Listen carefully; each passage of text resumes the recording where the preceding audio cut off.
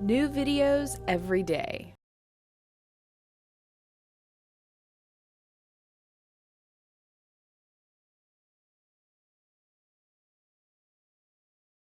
Hi, I'm Peter McCarthy. I'm a certified traditional naturopath. And welcome to the second episode about naturopathy and what naturopaths can do to help you recover your health. And the topic we're going to talk about today is one that's near and dear to most people's hearts, and it's the area of sexual health. Well, there's a lot of things that impact sexual health for both men and women. And of course, we have lots of evidence around the country to show that sexual health is really a big issue.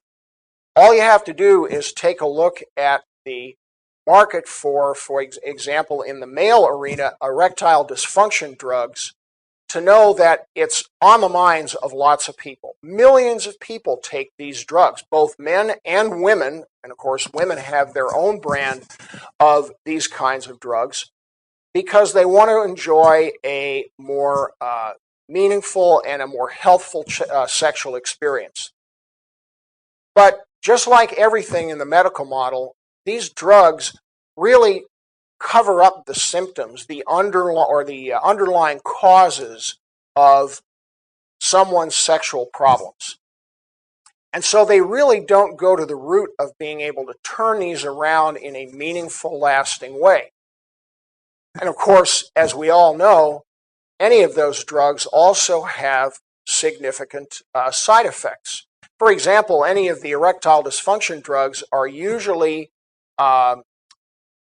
they usually have a warning associated with them that says you don't want to take these when you're taking certain other kinds of medication, primarily the ones that have to do with high blood pressure. So there's got to be a better way, and fortunately there is. One of the things that most people don't realize about their body's sexual response is that it's very dependent on, first of all, the raw material that the body uses to make the sex hormones, but secondly, on the fact of what the body is experiencing in the way of a stress response. And let me explain that for a moment. When you look at the sex hormones and the stress hormones, the common element is that they're made from the same raw material. And it's that old nemesis that the cardiovascular community in medicine talks about as being the bad guys, and that's cholesterol.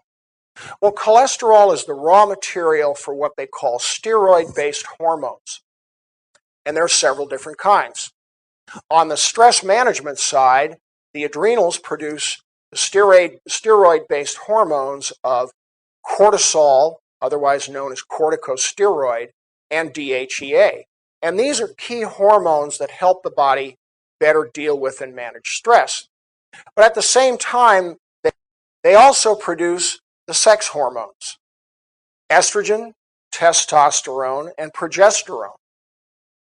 And the interesting part about it is that if your body is under stress, meaning you're in a fight-flight response, and you stay in that response to the point where it becomes chronic, the body is going to steal that raw material from the portion that would normally be devoted to producing the sex hormones and shunt it over to production of the stress hormones, because your body has a finite bank of that raw material.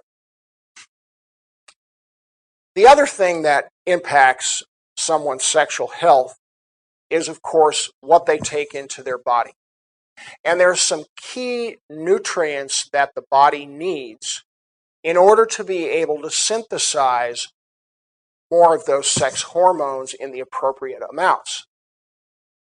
The primary one is omega-3 essential fatty acids. And what do I mean by that? Well, if you look at it from the food standpoint, you want to be consuming adequate amounts of cold water fish, things like salmon, tuna, to be able to absorb enough of the essential fatty acids so your body can synthesize those sex hormones to begin with. So if you're one of those many people out there that says, well, I don't like fish, or, you know, I'm really afraid of the mercury, so I just stay away from fish. If you don't do anything else to help yourself, you're shortchanging yourself on those omega-3 essential fatty acids. So it's very important in that case for you to supplement with a good, clean source of omega-3s. The other thing that you need to do is to be able to eat a balanced diet. Well, you know, that's pretty hard in this day and age when you look at all of the processed food that's out there. Virtually no one eats a balanced diet. And I mean, not even the folks that eat 100% organic. And there's a couple of reasons for that. Number one, we each have individual food preferences. And we all have certain foods that we like more than others, and some that we don't like at all. So to the extent that we avoid those foods that we don't like at all and gravitate towards the ones that we do like, we're creating gaps in our nutrition that will ultimately translate into an inability to produce adequate sex hormones. And so it's very important that if we know that we're not getting a balanced diet, that we supplement with adequate amounts of the right nutrients. And that means in the ultimate taking not only a good quality multi, but enough of the right nutrients such as vitamin B, vitamin C, minerals, etc., to be able to sustain the body operating normally. Now, there are some specific nutrients that apply to each individual gender when it comes to maintaining sexual health. For males, the most important ones, and some of you may have seen these out there, are saw palmetto, pumpkin seed, zinc, because that's very closely tied to the production of adequate amounts of semen and sperm, and a good mineral complex so that that entire process of hormone synthesis can move more smoothly and more normally.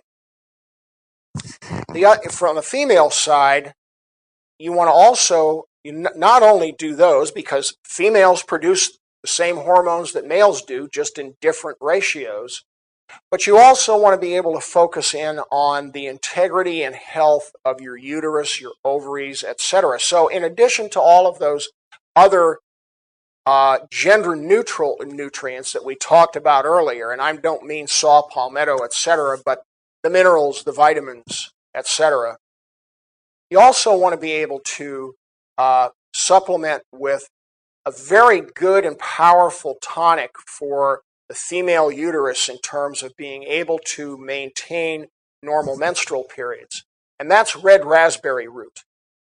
And you can get red raspberry root at just about any good health food store. I recommend going to the higher end ones to do that, because just like anything else, quality matters. And it's very important for women to be supplementing with good sources of omega-3, because as we all know, I think intuitively, the female reproductive system is much more complex than the male's is, and therefore it's more prone to disruption.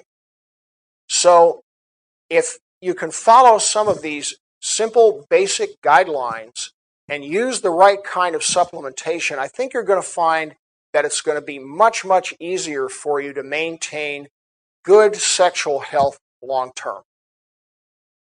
All right, well, that's it for now. Thanks for tuning in. Make sure you sign up for Psychetruth.